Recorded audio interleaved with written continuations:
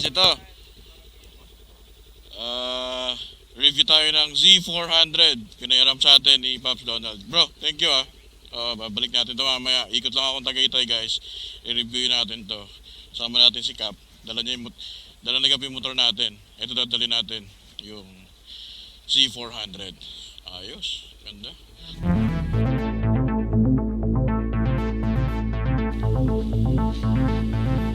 Alright guys. So ito. We are reviewing the Z400 of Pops Donald.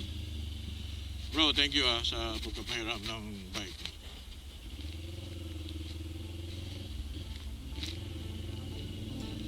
So, punta tayo ng Tagaytay guys. Hindi natin siya i-test.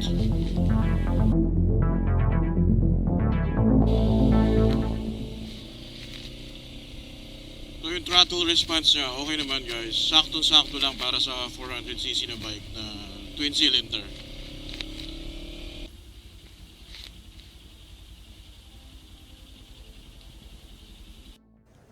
Oh no!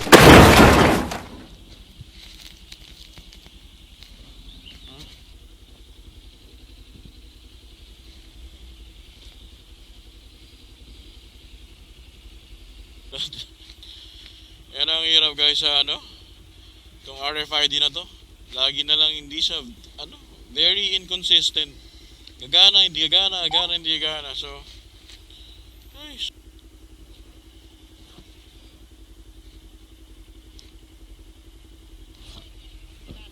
Oh, nagloloko lagi yan?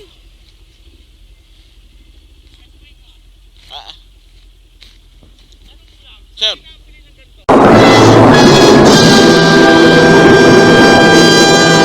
YouTube naka-video. Yung mga ginamit ko ng mga aftermarket parts. May sticker ako sir eh. Ayan. Yun shoutout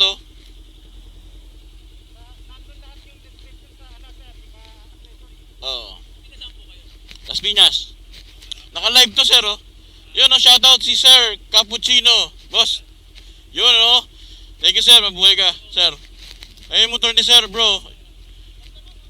Hyper VTEC na yun boss, di ba? 1300. Na CB 1300. Ayos Okay. Thank you.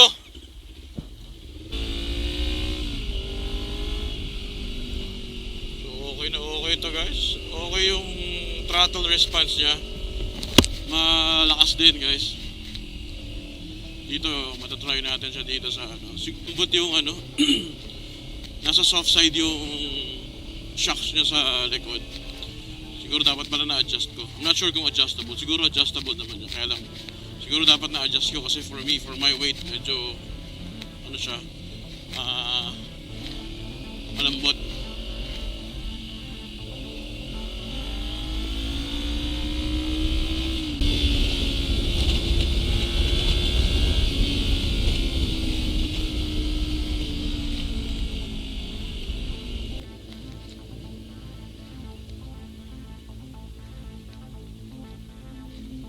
Tagaytay na kami guys. Nabigay dito sa Tagaytay Okay bagay, Christmas season So medyo doon nga sa Manila medyo lumamig-lamig na. So dito okay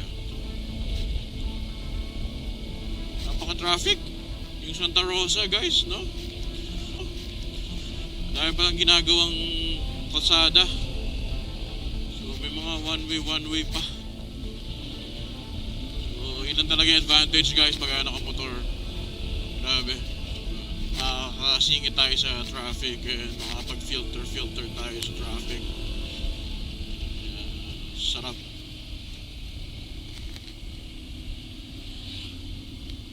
Guys stig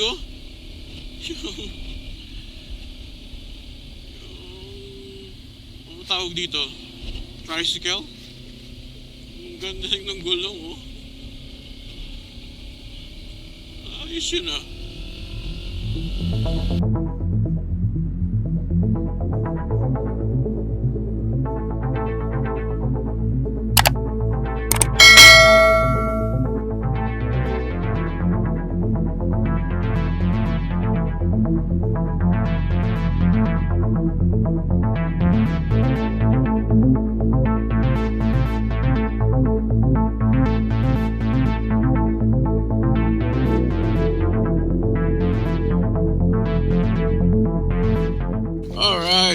guys, so ito kakatapos na namin kumain. Dito kami sa Balay Dako. So ito guys, yung Z400. Ang ganda ng mukha talaga nito, yung mga Z series, ang ganda ng mukha. Oh. Parehas din siya nung sa 650, 900. So napakaangas, di ba? Yung mukha niya. So yun guys, wala akong masabi sa bike. Power to weight ratio, swak na swak siya. You know. Given na sobrang gaang niya, I think siguro mga 160 something kilograms lang to itong bike. Kaya ang gaang talaga. So, hindi ka mahihirapan talaga kahit na hindi siya ganun kalaki yung makina. Hindi siya hirap kasi magaang siya. So, powered by twin cylinder engine which produces, I think, 45 horsepower.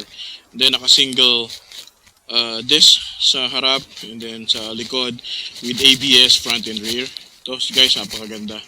Yung tail nito sobrang pogi, oh, di ba? Yun, oh. Ganda, oh. Diba? Ito yung side niya and all. So for less than 300,000 guys, okay na as a beginner bike. Alright? So yun guys, no complaints.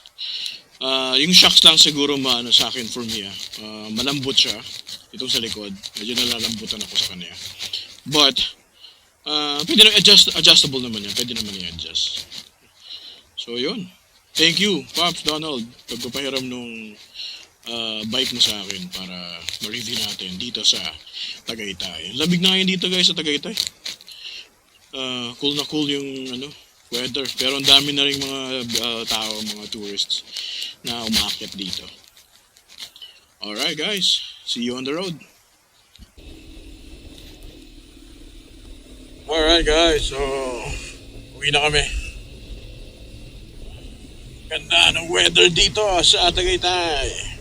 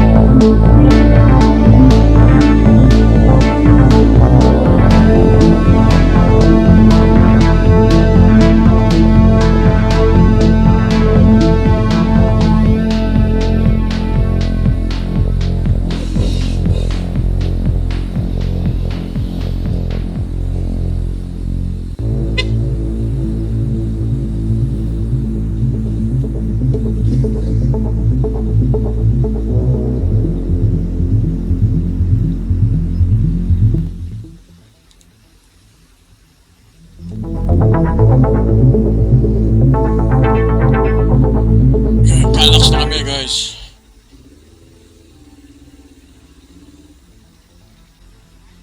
Ang tipid sa gas.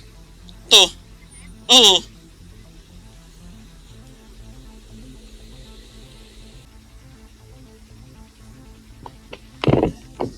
Ha? Pag ganun dun, oh.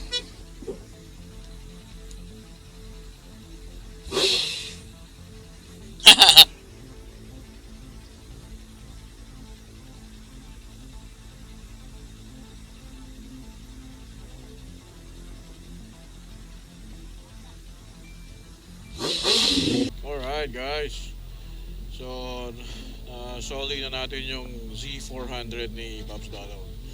Grabe, No, makapaniwala na ganun yung performance ng Z400. Sobrang wala akong masabi. Sobrang ganda. So guys, I'll be ending my vlog na here. Pauwi na tayo. So again, always remember, don't waste your time looking back. You're not going that way.